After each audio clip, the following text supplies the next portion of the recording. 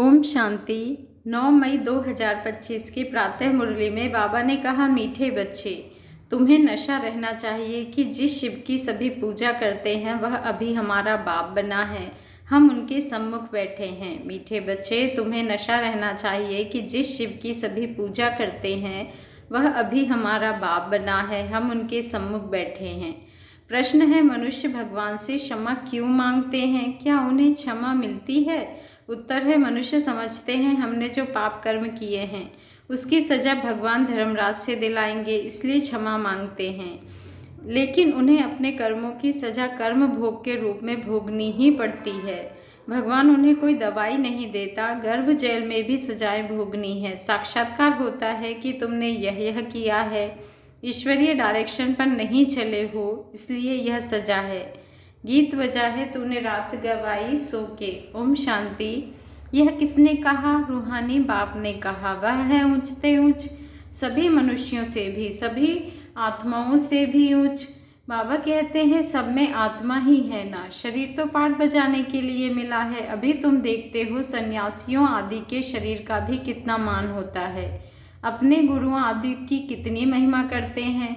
यह बेहद का बाप तो गुप्त है, तुम बच्चे समझते हो शिव बाबा ऊंचते ऊंच है, उनसे ऊंच कोई है नहीं। धर्मराज भी उनके साथ है क्योंकि भक्ति मार्ग में क्षमा मांगते हैं। हे भगवान क्षमा करना। अब भगवान क्या करेंगे? यहाँ गवर्नमेंट तो जेल में डालेगी, वह धर्मराज गर्भ जेल में दंड देते हैं, भोगना भी भोगनी पड़ती है, जिसको कर्म भोग कहा जाता है। अभी तुम जानते हो कर्म भोग कौन भोगते हैं, क्या होता है।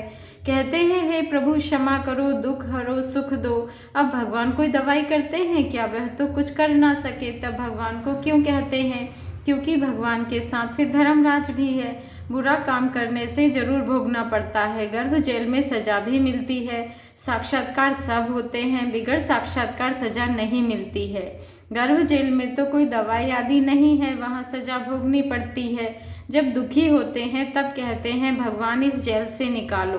अभी तुम बच्चे किसके सामने बैठे हो? ऊंचते ऊंच बाप है, परंतु है गुप्त, और सभी के तो शरीर देखने में आते हैं। यहाँ शिव बाबा को तो अपना हाथ पांव आदि है नहीं, फूल आदि भी कौन लेंगे, इनके हाथ से ही लेना होगा अगर चाहें तो, परंतु कोई से भी लेते नहीं। जैसे वह शंकराचार्य कहते हैं हमको कोई छुए नहीं, तो बाप कहते हैं हम पतितों का कुछ भी कैसे लेंगे, हमको फूल आदि की दरकार नहीं। भक्ति मार्ग में सोमनाथ आदि के मंदिर बनते हैं, फूल चढ़ाते हैं, परंतु मुझे तो शरीर है नहीं, आत्मा को कोई छुएगा कैसे? कहते हैं हम पतितों से फूल कैसे लेबे, कोई हाथ भी नहीं लगा सकते, पतितों को छूने भी ना दें। आज बाबा कहते कल फिर जाकर नरकवासी बनते हैं, ऐसे को तो देखे भी नहीं। बाप कहते हैं मैं तो ऊंचते ऊंच हूँ, इन सब सन्यासियों आदि का भी ड्रामा अनुसार उद्धार करना है। मुझे कोई जानता ही नहीं, शिव की पूजा करते हैं परंतु उनको जानते थोड़े ही हैं कि यह गीता का भगवान है और यहाँ आकर ज्ञान देते हैं। बाबा कहते हैं गीता में भी कृष्ण का नाम डाल दिया है, श्री कृष्ण ने ज्ञान दिया, बाकी शिव क्या करते होंगे? तो मनुष्य समझते हैं वह आते ही नहीं। अरे पतित पावन श्री कृष्ण को थोड़े ही कहेंगे, पतित पावन तो मुझे कहते हैं ना, तुम्हारे में भी कोई थोड़े हैं जो इतना रिगार्ड रख सकते हैं। रहते कितना साधारण है, समझाते भी हैं मैं इन साधुओं आदि सबका बाप हूँ, जो भी शंकराचार्य आदि हैं इन सबकी आत्माओं का मैं बाप हूँ। शरीरों के बाप जो हैं वह तो हैं ही, मैं हूँ सभी आत्माओं का बाप, मेरी सब पूजा करते हैं। अभी वह यहाँ सम्मुख बैठे हैं, परंतु सभी समझते थोड़े ही हैं कि हम किसके सामने बैठे हैं। आत्माएं जन्म जन्मांतर से देह अभिमान पर हिरी हुई है, इसलिए बाप को याद नहीं कर सकते, देह को ही देखते हैं। देही अभिमानी हो तो उस बाप को याद करे और बाप की श्रीमत पर चले। बाप कहते हैं मुझे जानने के लिए सब पुरुषार्थी हैं, अंत में पूरे देही अभिमानी बनने वाले ही पास होंगे, बाकी सब में जरा जरा देह अभिमान रहेगा। बाप तो है गुप्त, उनको कुछ भी दे नहीं सकते। बच्चियां शिव के मंदिर में भी जाकर समझा सकती हैं, कुमारियों ने ही शिव बाबा का परिचय दिया है तो कुमार कुमारियां दोनों जरूर। कुमारों ने भी परिचय दिया होगा, माताओं को खास उठाते हैं क्योंकि उन्होंने पुरुषों से जास्ती सर्विस की है, तो बच्चों को सर्विस का शौक होना चाहिए, जैसे उस पढ़ाई का भी शौक होता है ना। वह है जिस्मानी पढ़ाई, यह है रूहानी। जिस्मानी पढ़ाई पढ़ेंगे या ड्रिल आदि सीखेंगे, मिलेगा कुछ भी नहीं। समझो, अभी किसको बच्चा जन्मता है तो धूमधाम से उनकी छठी आदि मनाते हैं, परंतु वह पाएंगे क्या? इतना समय जो नहीं जो कुछ पा सके, इतना समय ही नहीं जो कुछ पा सके। यहाँ से भी जाकर जन्म लेते हैं, परंतु वह भी समझेंगे तो कुछ नहीं। यहाँ का बिछड़ा हुआ होगा, जो भी सीख कर गया होगा उसी अनुसार छोटेपन में ही शिव बाबा को याद करता होगा। यह तो मंत्र है ना, छोटे बच्चों को सिखलाएंगे, वह बिंदु आदि तो कुछ समझेगा नहीं, सिर्फ शिव बाबा कहते रहेंगे। शिव बाबा को याद करो तो स्वर्ग का वर्षा पाएंगे, ऐसे उनको समझाएंगे तो वह भी स्वर्ग में आ जाएंगे, परंतु उच्च पद नहीं पा सकेंगे। ऐसे बहुत बच्चे आते हैं, शिव बाबा कहते रहते हैं, फिर अंतमति सो गति हो जाएगी। यह राजधानी स्थापन हो रही है। अब मनुष्य शिव की पूजा करते हैं, परंतु जानते थोड़े ही हैं। जैसे छोटा बच्चा शिव शिव कहते हैं, समझते नहीं। यहाँ भी पूजा करते हैं, परंतु पहचान कुछ भी है नहीं। तो उनको बतलाना चाहिए, तुम जिसकी पूजा करते हो वही ज्ञान का सागर, गीता का भगवान है। वह हमको पढ़ा रहे हैं। इस दुनिया में और कोई मनुष्य नहीं जो कह सके कि शिव बाबा हमको राजयोग पढ़ा रहे हैं। यह सिर्फ तुम जानते हो, सो भी भूल जाते हो। भगवान उवाच, मैं तुमको राजयोग सिखाता हूँ। किसने कहा? भगवान उवाच, काम महाशत्रु है, इस पर जीत पहनो। पुरानी दुनिया का संन्यास करो। वह है शंकराचार्य, यह है शिवाचार्य, वह हमको सिखलाते हैं। श्री कृष्ण आचार्य नहीं कह सकते, वह तो छोटा बच्चा है। सतयुग में ज्ञान की दरकार नहीं रहती है। जहाँ जहाँ शिव के मंदिर हैं वहाँ तुम बच्चे बहुत अच्छी सेवा कर सकते हो। शिव के मंदिरों में जाओ, माताओं का जाना अच्छा है, कन्याएं जाएं तो उससे अच्छा है। अभी तो हमको बाबा से राज्य भाग लेना है, बाप हमको पढ़ाते हैं, फिर हम महाराजा महारानी बनेंगे। ऊंचते ऊंच बाप है, ऐसी शिक्षा कोई मनुष्य दे ना सके। यह है ही कलयुग, सतयुग में था इनका राज्य। यह राजा रानी कैसे बने? किसने राजयोग सिखलाया? जो सतयुग के मालिक बने, जिसकी तुम पूजा करते हो, वह हमको पढ़ाकर सतयुग का मालिक बनाते हैं। ब्रह्मा द्वारा स्थापना, विष्णु द्वारा पालना। पतित प्रवृत्ति मार्ग वाले ही पावन प्रवृत्ति मार्ग में जाते हैं। कहते भी हैं बाबा, हम पतितों को पावन बनाओ, पावन बनाकर यह देवता बनाओ। वह है प्रवृत्ति मार्ग। निवृत्ति मार्ग वालों का गुरु बनना ही नहीं है।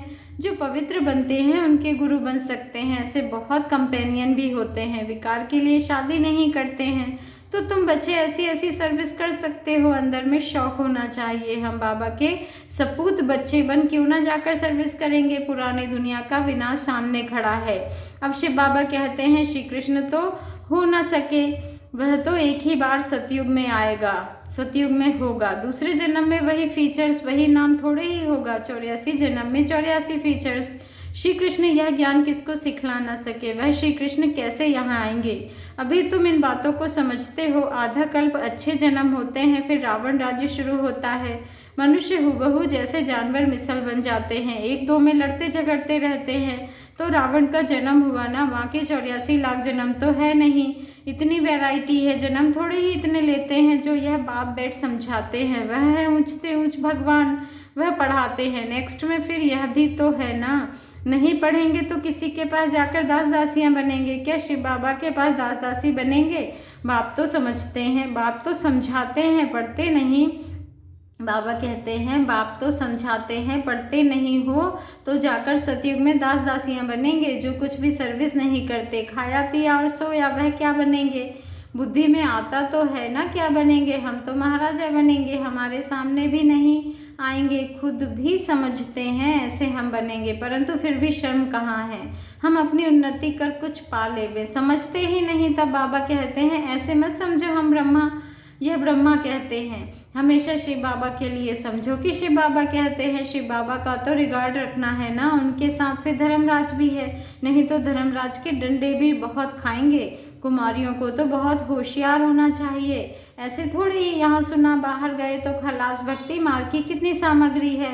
अब बाप कहते हैं विष छोड़ो, स्वर्गवासी बनो, ऐसे ऐसे स्लोगन बनाओ, बहादुर शेरनिया बनो, बेहद का बाप मिला है, फिर क्या परवाह। गवर्नमेंट धर्मराज, बाबा कहते हैं गवर्नमेंट धर्म को ही नहीं मानती है तो फिर मनुष्य से देवता बनने कैसे आएंगे? वह कहते हैं हम कोई भी धर्म को नहीं मानते, हमको बाबा कहते हैं सबको हम एक समझते हैं फिर लड़ते झगड़ते क्यों हैं। झूठ तो झूठ, सच की रत्ती भी नहीं है। पहले पहले ईश्वर सर्वव्यापी से ही झूठ शुरू होती है। हिंदू धर्म तो नहीं है, हिंदू धर्म तो कोई है नहीं। कृष्ण का अपना धर्म चला आता है, वह अपने को बदलते नहीं हैं। यह एक ही धर्म है जो अपने धर्म को बदल हिंदू कह देते हैं। और फिर नाम कैसे कैसे रखते, श्री श्री फलाने। अभी श्री अर्थात श्रेष्ठ है कहाँ। श्रीमत भी कभी बाबा कहते हैं श्रीमत भी किसी की नहीं, यह है उन्हों की। आयरन एज्ड मत है, उनको श्रीमत कैसे कह सकते हैं। अभी तुम कुमारियाँ खड़ी हो जाओ तो कोई को भी समझा सकती हो, परंतु योग युक्त अच्छी होशियार बच्चियाँ चाहिए। अच्छा, मीठे मीठे सिकी लदे बच्चों प्रति माता पिता बाप दादा का याद प्यार और गुड मॉर्निंग। रूहानी बाप की रूहानी बच्चों को नमस्ते, और हम रूहानी बच्चों की रूहानी माता पिता बाप दादा को याद प्यार गुड मॉर्निंग और नमस्ते, दिल से नमस्ते बाबा को। धारणा के लिए मुख्य सार है। फर्स्ट पॉइंट है अपनी उन्नति करने के लिए बाप की सर्विस में तत्पर रहना है। सिर्फ खाना पीना सोना यह पद गंवाना है। सेकंड पॉइंट है बाप का और पढ़ाई का रिगार्ड रखना है। देही अभिमानी बनने का पूरा पूरा पुरुषार्थ करना है। बाप की शिक्षाओं को धारण कर सपूत बनना है। वरदान है सेवा करते उपराम स्थिति में रहने वाले योग युक्त युक्ति युक्त सेवाधारी भव।